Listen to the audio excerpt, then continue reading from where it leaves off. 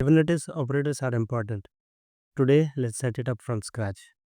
My name is Mutha Nagavamsi, and I ran this guide before. Now I am recording my audio. Alright, so let's get to the job. I also would like to say that we will have multiple sessions. So, multiple terminals I'll open up so that we'll speed up the deployment process. Is not because I don't want to show you everything in a single screen, right? So we'll set up Docker now. So I'm doing an apt-get update to update my current system repos. And once that is done, I will follow up with the rest of the steps. Now, if you are just starting out, I would advise you to, speed it up, speed this video a little bit, maybe 1.25, 1.5, or even 1.75x, so that you can go through all these steps. But yeah, this is what it is. This is real time, and I would highly suggest you to go through this video entirely, even if it means that you want to speed it up. This video, I recorded this video in the early morning hours, and my family was still sleeping, so I had to, I could not record my audio. I just recorded the screen sharing part of it, and I'm now giving the audio input so that you guys understand what is happening right now. So I'm trying to install Docker and containerd now. This will be used for the kind setup. We will set up Kubernetes in Docker, so we can leverage uh, Kubernetes and then deploy our application on Kubernetes, and then we'll also create our basic Kubernetes operator, and then we will install it there. So I'm creating a bash script right here because this is running each and every step is a time consuming process. So I'm creating a bash script to run it parallelly. And right now I'm waiting for this to complete because I cannot run apt-get multiple times right now. But that is not apt-get. But I'm just making sure that this process is done first before I can get into the next step. If I run things parallelly, there are chances then things can break. So yeah, Docker setup is done. Now I am just checking if my version is good. Yeah, I'm good with this version 28.1.1. Okay, now we'll go ahead and set up kubectl. I already have the script ready, so I'm just running the script. Meanwhile, I'm also copying the script to create kind.sh, and I will replace the script, kubectl script, with the kind inputs that are given in the document. So these are the 3 steps.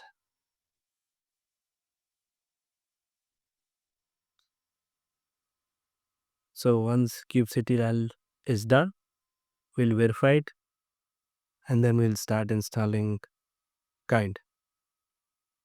By the way, kind is Kubernetes in Docker.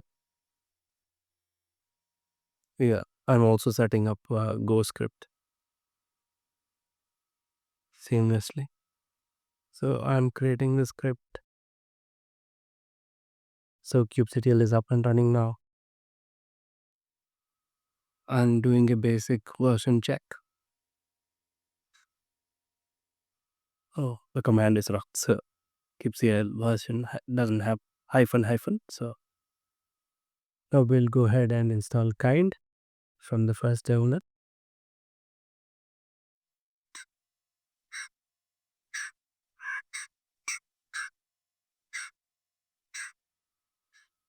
And meanwhile, we'll also continue to create scripts for Cube Builder, because running these steps one by one takes a lot of time. So I'm trying to optimize your time and my time. So we are setting up Go now. Meanwhile, I am creating a script for Cube Builder, changing the permissions. I didn't share because if you want to run with dot forward slash, you will have to change the permissions, or else you can just run the script with bash followed by the name of the script. So both of them work. So I've decided not to change the permissions there. Okay. Now I think I'll run. Yeah. I'm checking the version. Right now, it's not giving me the version because the profile I did not update I did not source the profile. So I really had to go check if the profile has this bin in the path. It's there. You can look at the last two lines. Now I am sourcing the profile.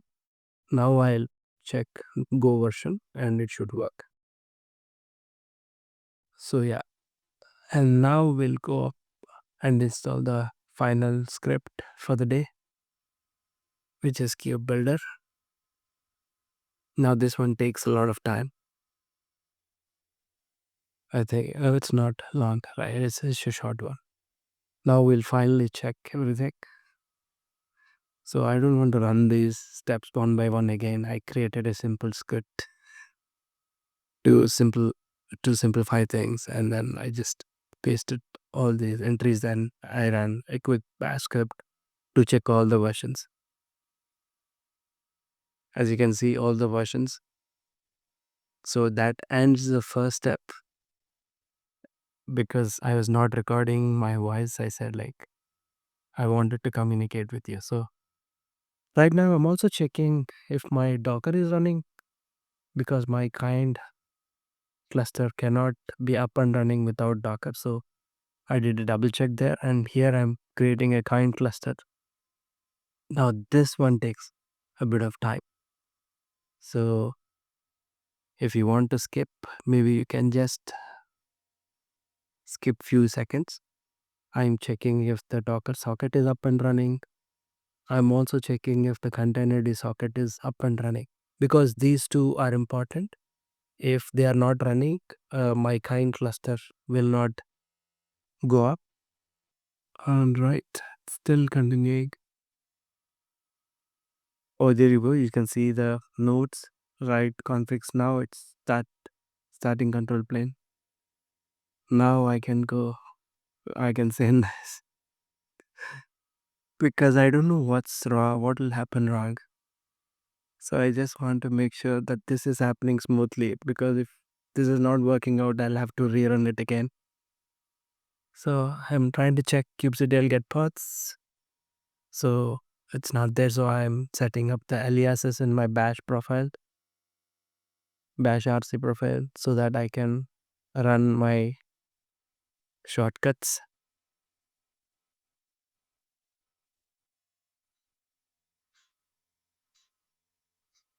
I'm saving it. I have to source that, or else it will not work. So yeah, I ran it. So I will now source it.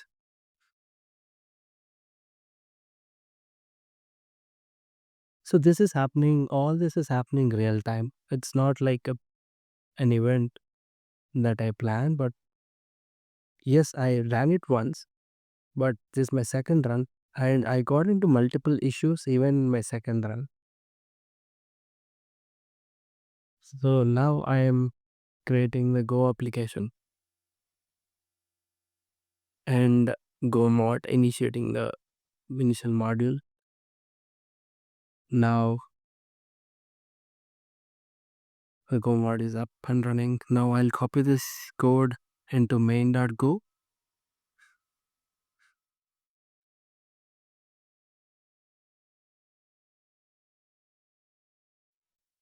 I'm selecting the script.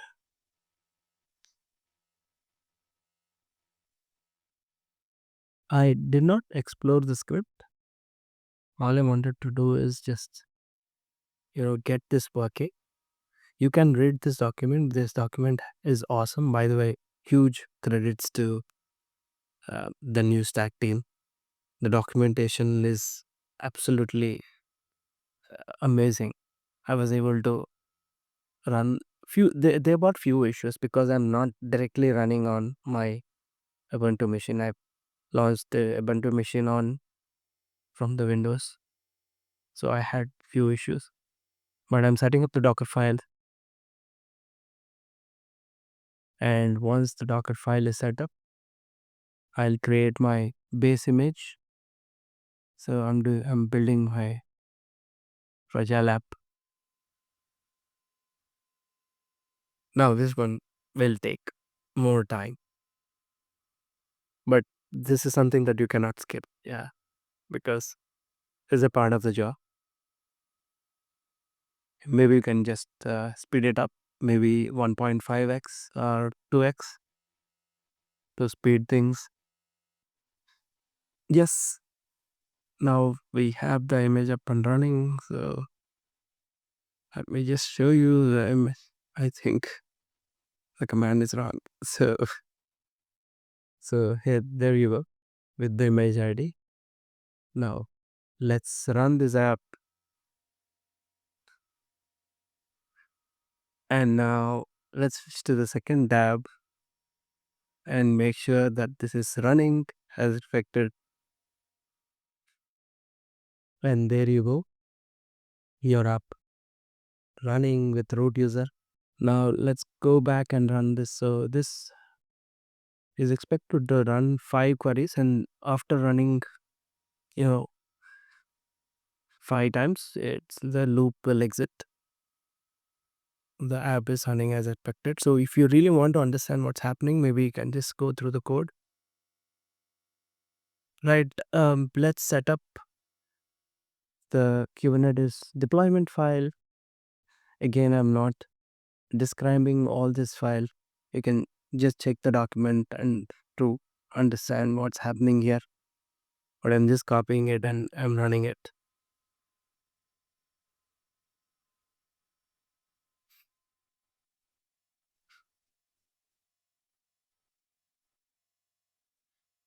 And I'm saving the file. And yeah, this step right here, you are shipping the Docker image that you have in your Linux box to the kind cluster. So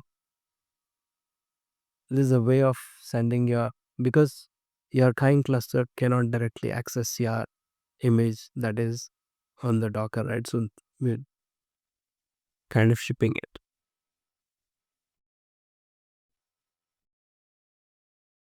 And then I am applying this deployment file.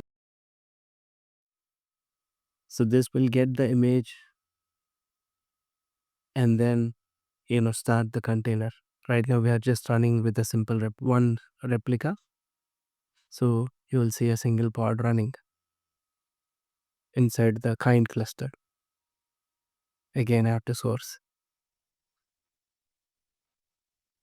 the bash RC file so that my key gets working. So I'm just checking if there is a new namespace setup. There is no new namespace. It was set up on the default namespace. So yeah, you can see it running. And from here, we'll continue to check the pods. I mean, like, this is a casual step. I already showed you that it's running. Now let's test this app inside the Kubernetes. So your deployment file is running. So I'm just checking if the pod name is right. So the pod name is right. So now let's do a port forward so that you can test your app inside a new terminal. So I'm running a loop of 1 to tap and we are calling the app. And there you go. you're getting a response, and after the first few requests, the app is supposed to crash because there is a loop inside the code that says it can serve only for few requests. And that's where we are, going to get.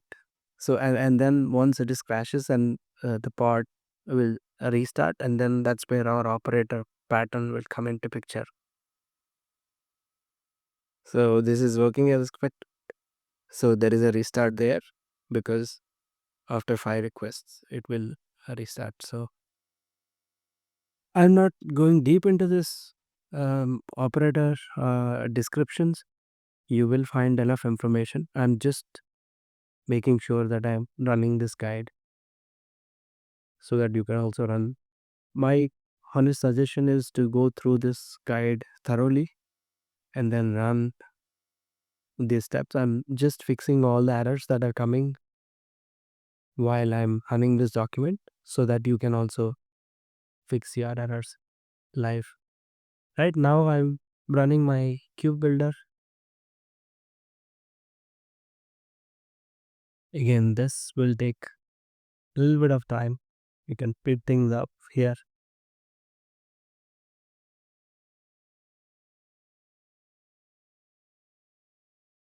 It is downloading all the required code.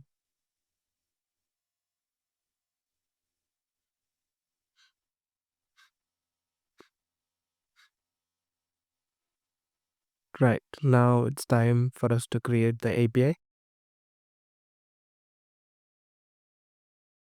So I'm just copying this command.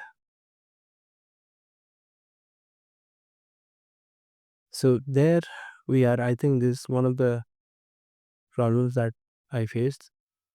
So I started to search to find how to install make. Yeah, I know. I mean, like, I should have run apt-get install make, but just making sure that this also works on Ubuntu machine that is set up on top of Windows. So I'm just copying this, and then I realize, why should I run build essentials? This is through 203 MB. It takes more time. So I discarded it, and then I said, hey, let's try it. Apt-get install make. This is just few keyways. And there you go. It's up and running. We saved so much time there. And now let's try. So I tried to run that command again, and then I failed. So I tried to search for that command. How dumb I am. So I just searched for history, and then I found this command. I mean, like, this is a practical way of doing it. It's just not like running the command. Now there is a new error. It says unable to inject resources. The API resource already exists. Now I had a little bit of a panic moment. Now, so what I decided is, let's go back and see if we can fix it with any of the steps that are mentioned here, but I didn't find anything fancy.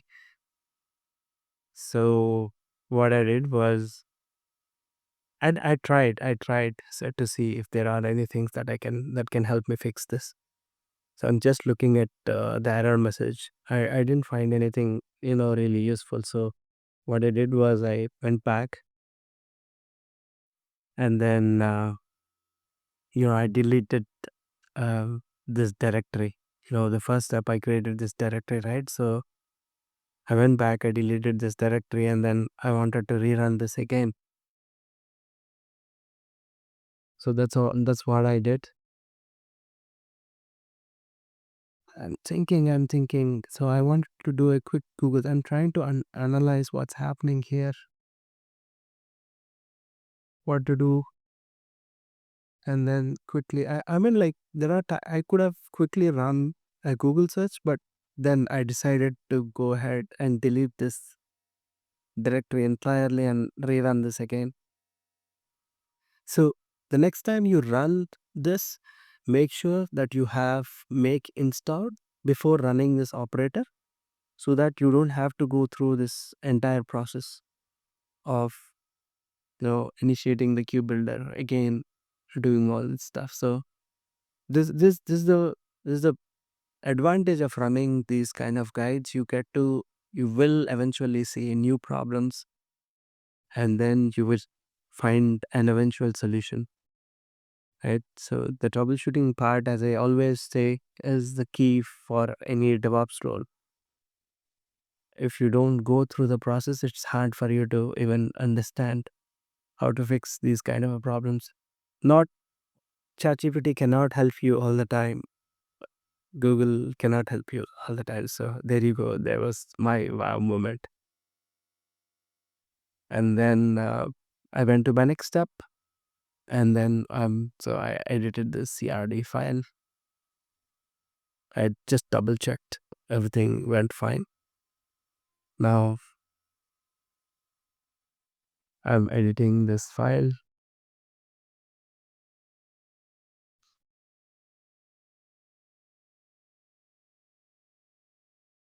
So you can manually go ahead and edit it. So I decided to just copy this entire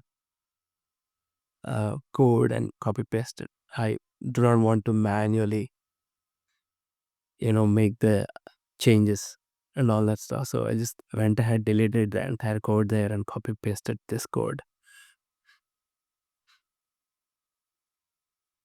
I double checked if the entire code is copy pasted. I didn't have it.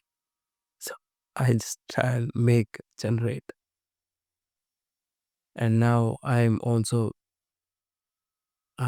copy pasting the code for the controller. This is the actual controller. Now this is where you will have to, check this code. I didn't, revise this code. I'm just copy pasted the code. I know what's happening.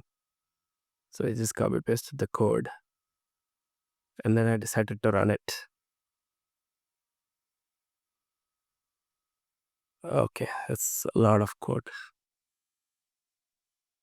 Alright, I'm just copy pasting it.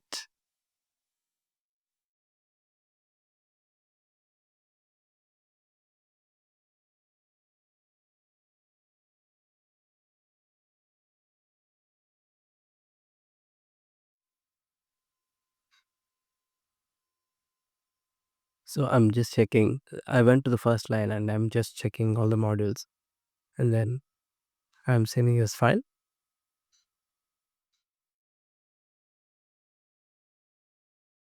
Now I'm running make manifest.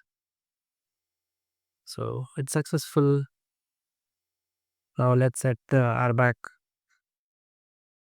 permissions. I'm creating this file. This file is now created. Right now, it's time to copy paste the configurations. I'm showing you what are the things that for pods, verbs that are allowed, events, deployments, diagnostics. So these are the resources that are allowed to get watch list. And this is a cluster role winding. I didn't, again, as I said, if I had to explain each and everything that's happening here, it takes more time. My focus here is to get this thing up and running and show you that it is working, so that you can try it on your own. So yeah, let's copy paste it. Now let's go to the rest of the configuration. And now the image. So this configuration needs to be edited, where you can go ahead and make this image pull policy to never. So that single line should be added. So I'm looking for containers. I'm searching for containers in this configuration. And then I looked for the name manager and image controller latest. Right. So, and there you go, name manager and image. So the configuration is right. So I just replaced this line from here, and then I save this file.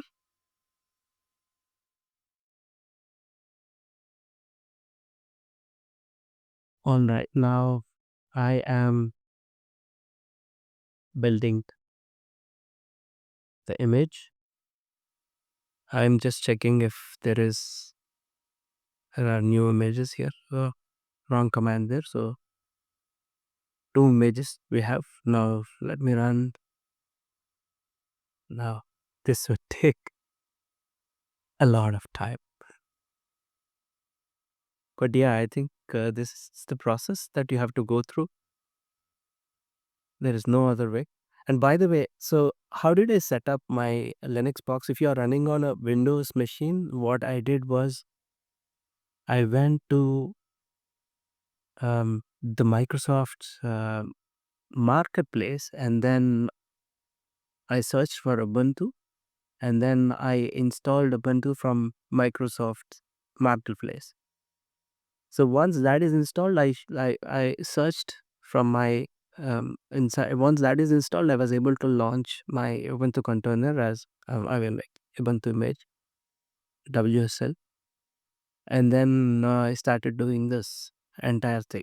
This is a direct way of getting Ubuntu. You don't If you don't have Ubuntu system up and running, or else you can have a quick AWS instance or an Azure instance launched inside any of the cloud instance, and then you can run this entire thing. But I chose not to do it. I At this point I was bored. I started tweaking a few things. I want to write something here. I was looking for the font size. I was trying to change the font size. I didn't find it, so I just went back. I was around 5:30 a.m. in the morning. I usually get up anywhere between 4 a.m. to 5 a.m. I got bored. I was doing a lot of things. So I went ahead and show you the configuration. So this way, you can do a make install. And then we'll go ahead and install RBAC. I will like apply the RBAC. Then we'll check the kubectl permissions. I tried to zoom in a bit. These are the configurations that needs to be changed. It's taking a lot of time. Is it like you can 1x 2x, so that skip the steps. There you go. It's done. Wow, it's pretty much relieved. And I was showing you the third image. That's here.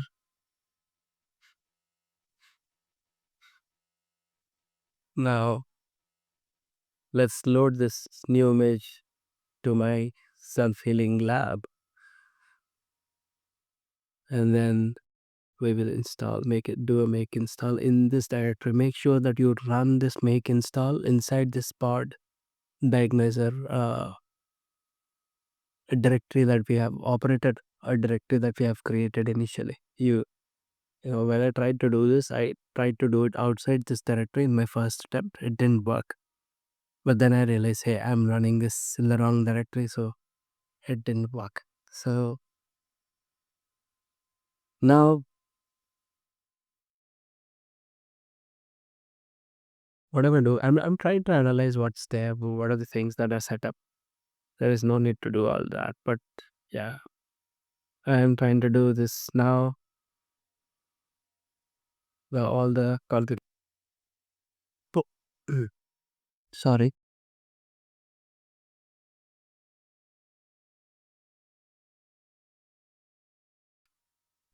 Everything inside this namespace is up and running.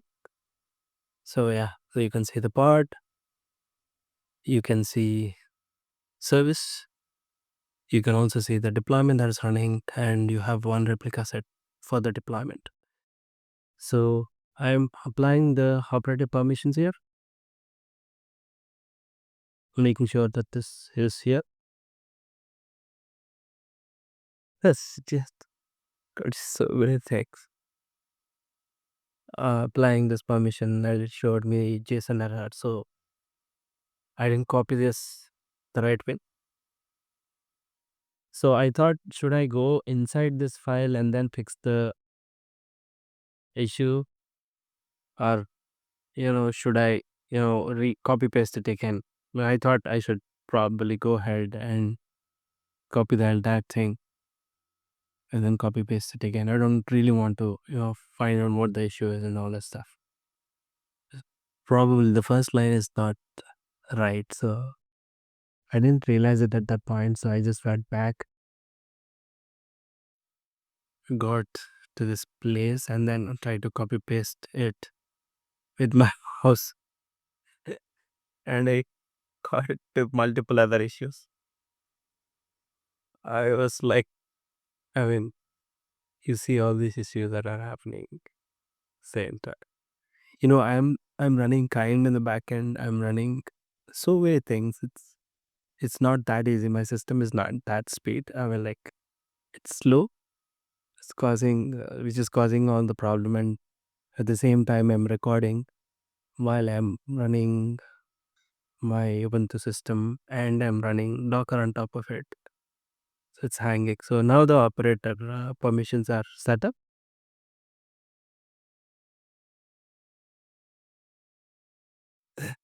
Yeah. So I just expressed my emotion there, and then I went ahead and checked if this is working. Yeah, this is working as expected. So I didn't have any issues, right? So if there are any issues, I think this step says to delete. No issues. So yeah, no issues. So no issues with the airbag as well. So I've pasted so bad. Yeah. But again, I was doing this, and then in the morning I just woke up and I started to run all this stuff. And let's change this configuration here. Again, as I said, I would highly recommend you to go through this document thoroughly, read it, and then try to understand it, so that even look into the code, try to understand what the code is doing.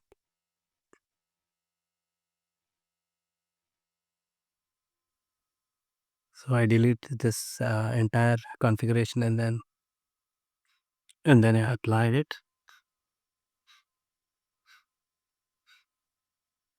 So I want to check if this is up and running. I went to this configuration, look for the kind, and then I said kubectl get kind, and then there you go, Prajala diagnoser up and running. So now let's look at these logs that are coming from this operator. It's working as expected.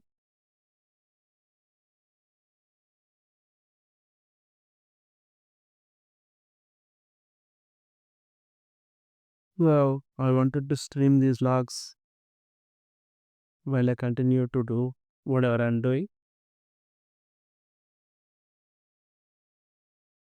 And then, so this is how I'm testing it.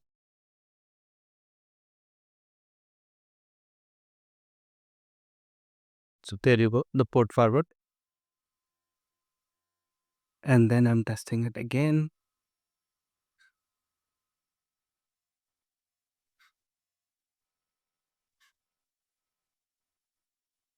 There you go. So for the first 5-6 attempts, it's working. And from the sixth attempt, it doesn't work. So you can see your operator getting into action. So you can see this events, debug events, and then this port forward crashed. Now, so you have to wait until the pod is restarted to check this. So I just went ahead and to see the pods. I don't know if again, by that time, I really don't know which namespace my pods are running. So I went ahead and checked which namespace I am running on, and then I realized that this pod is running on the default namespace. Again, this is a pod in this namespace. That this is the moment that I realized that the pod is actually running in the default namespace, which I left. And then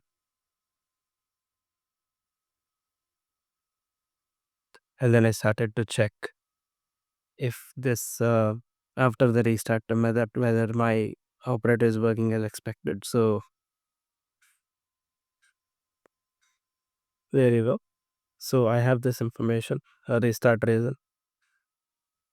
It's completed, it says, and then you should probably see something like this. So this is coming from the operator. So yeah, this is basic version, and you'll also see if the pod is restarted. And yeah, I think I will make sure that I also do this with audio in place so that I'll say I'll save your time and my time as well. So I just looked into the events and see if there is a pod restart event that happened, and there you go. There is a pod restart event that happened on the pod Fletcher app. So that concludes our setup, and so yeah, that was my end message. All right, that's it. See you next time. Bye.